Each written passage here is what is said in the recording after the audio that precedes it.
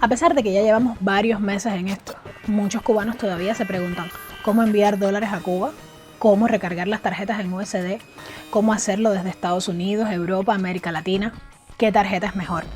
En este video explicaremos la manera más sencilla posible de hacerlo. Sigue conmigo y no te olvides de seguir nuestro canal y activar las notificaciones para que no te pierdas ninguno de nuestros videos.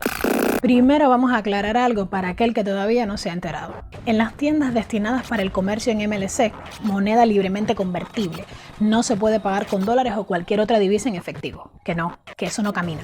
No es como en los años 90 cuando se podía pagar en la Chopis con el billete verde. Así que eso, olvídalo. Ahora se paga electrónicamente, con tarjetas magnéticas con respaldo en MLC.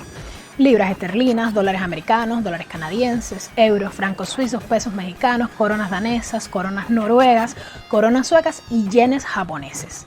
La buena noticia es que estas tarjetas se pueden obtener sin efectuar un depósito inicial. No necesitan saldo mínimo. Se pueden abrir con cero dinero, sin costo alguno, más allá que el trabajo que da hacer una cola, claro está. Atención al dato, las tarjetas en MLC son en realidad denominadas en dólares estadounidenses, de modo que si depositas euros o cualquier otra moneda que no sea USD, a esta se le aplicará el tipo de cambio vigente para el día con respecto al USD. Estas tarjetas constituyen simplemente un medio de pago dentro del territorio nacional cubano. No se te ocurra irte para fuera del país con una tarjeta de esas que no te funcionará en ningún otro sitio. Una buena noticia. Estas tarjetas en MLC no solo funcionan para pagar en las nuevas tiendas en dólares, también sirven para comprar en las shopping de toda la vida. Sí, esas de CUC y de CUP. También puedes ir a un cajero y extraer efectivo, pero ¡tatán! La cosa mala es que en este último no puedes extraer dólares, sino CUC o CUP en dependencia de la disponibilidad de ese cajero. Esta operación no es algo que yo te recomendaría, pero te la comento porque puedes necesitarlo en un momento muy puntual. Algunos se preguntarán entonces, ¿se puede extraer divisas, dólares en efectivo de estas tarjetas? En teoría, también es posible hacer extracciones en dólares.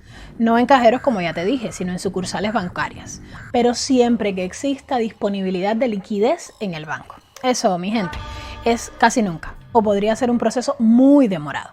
Y atención, esto de la extracción de dólares no aplica para las tarjetas ICE. Pero bueno, vamos al pollo del arroz con pollo de este video. ¿Qué tipo de tarjetas MLC existen y cómo se deposita dinero en ellas? En Cuba existen varios tipos de tarjetas magnéticas en USD con respaldo en MLC. Las que emite el Banco de Crédito y Comercio, BANDEC, las del Banco Popular de Ahorro, BPA, las del Banco Metropolitano, BANMED, y las que emite la American International Service, AIS, a través de Fincimex. También tenemos que mencionar las tarjetas Visa y Mastercard, que están autorizadas a operar en Cuba siempre y cuando no hayan sido emitidas por instituciones o bancos de los Estados Unidos. Según el tipo de tarjeta, los depósitos de fondo en MLC se pueden efectuar de varias formas. A través de transferencias bancarias externas desde bancos que tengan acuerdos de corresponsalía con bancos cubanos y en las divisas aceptadas por Cuba. Estas transferencias por lo general aplican comisiones usualmente altas. Debido a las restricciones del embargo o el bloqueo contra Cuba, no se pueden recibir transferencias de ningún banco de los Estados Unidos. Atención con la lista de bancos corresponsales que agregamos en la descripción de este video.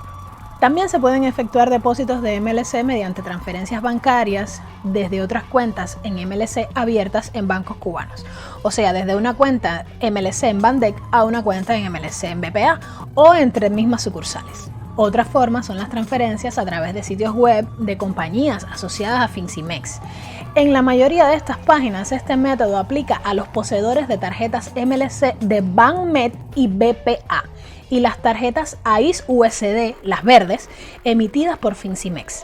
Se excluyen los portadores de tarjetas Bandec.